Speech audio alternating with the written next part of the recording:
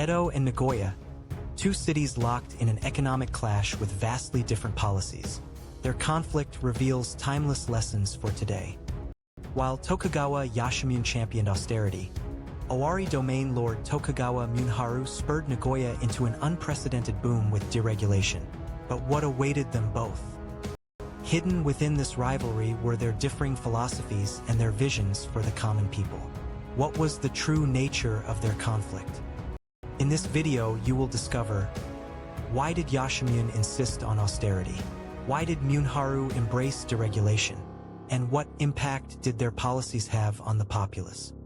Now, let us delve into the truth. The main feature further explores their long-term impact on the Japanese economy. It was the early 18th century, and the Tokugawa shogunate was struggling with financial woes. The lavish spending of the Tsunayoshi era had taken its toll, shaking the shogunate's prestige. Amidst this crisis, Tokugawa Yoshimune ascended as the 8th shogun. Praised for his achievements as lord of Kishu domain, he carried the weighty expectation of rebuilding the shogunate. Yoshimune, known as the Rice Shogun, prioritized an economy centered on rice. He immediately issued a strict austerity decree. He forbade extravagance within the shogunate and demanded frugality from the daimyo. Furthermore, he introduced the age-mai system, collecting rice from daimyo in exchange for shortening their Sankin-kotai attendance periods. This was Yoshimune's strategy to simultaneously ease the burden on the daimyo and strengthen the shogunate's finances. However, its effects proved temporary. He encouraged new rice field development to boost production, but ironically, this led to a drop in rice prices. As samurai income relied heavily on rice, this ultimately brought hardship upon them. Although a monetary economy was gaining traction, Yoshimune's policies remained entrenched in a rice-centric economic model. Why did he cling so firmly to rice? He believed that austerity was the essence of the samurai spirit and vital for social stability. For him, luxury was an enemy. The Kyoho reforms temporarily restored the shogunate's finances and established legal systems, achieving some success. Yet, the lives of the common people did not necessarily improve. Directly opposing Yoshimune's policies was his cousin, Tokugawa Muneharu, lord of Owari domain. Muneharu became lord of Owari the year after Yoshimune became shogun.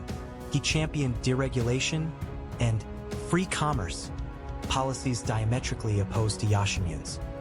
In Nagoya Castle Town, the construction of kabuki theaters and pleasure quarters was encouraged, fostering a vibrant entertainment culture. He also issued domain notes, stimulating the local economy. In stark contrast to Yoshimune's austerity decrees, Muneharu urged people to spend money. Consequently, people flocked to Nagoya from across the nation, and the economy boomed. The population surged rapidly, and the castle town pulsed with an energy akin to a modern metropolis. Nagoya even earned the moniker, Japan's liveliest city. Why did Muneharu choose this path, even defying the shogunate's policies? His father, Tsunetoyo, was not only lord of Owari but also a candidate for shogun. However, Yoshimune became shogun, and Muneharu himself was once forced into retirement. This experience may have instilled in him a spirit of rebellion against established authority. He even scoffed at Yoshimune's policies as encouraging poverty. Muneharu aimed to enrich society as a whole by stimulating consumption and circulating the economy. It was an idea that resonated with modern Keynesian economics. Yoshimune valued the shogunate's authority and samurai dignity, pursuing stability.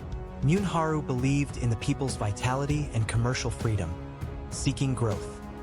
Edo became a simple and stable city, while Nagoya blossomed into a vibrant, bustling commercial hub. The two cities seemed like distinct nations. From the shogunate's perspective, however, Muneharu's policies were riddled with problems. The luxuries, defying austerity decrees, were seen as disruptive to social order. Yoshimune repeatedly issued warnings to Muneharu, but Muneharu ignored them, continuing his extravagant conduct. He fiercely criticized Yoshimune's austere governance, publicly declaring, "The shogun of the realm should enrich the people." This was an overt act of defiance against the shogun. Ultimately, Yoshimune ordered Muneharu to retire. Though cousins, actions that undermined the shogun's authority could not be tolerated. After his retirement, Muneharu was confined within Nagoya Castle. His life, one might say, was dictated by his conflict with the shogunate. Yoshimune's Kyoho reforms did contribute to the shogunate's financial recovery. However, the drop in rice prices afflicted the samurai class and contributed to economic stagnation. Muneharu's policies, on the other hand, brought a temporary boom to Nagoya, laying the foundation for it as a commercial city. His ideas can be seen as an early spark of free market economics. Yet, his policies also risked promoting unchecked consumption, straining domain finances. There were undoubtedly challenges regarding sustainability. The conflict between the two vividly highlighted the contrast between a stability-focused shogunate and a growth-oriented local domain. It symbolized the inherent contradictions of the Edo period. So, who ultimately emerged victorious? History did not declare an absolute winner.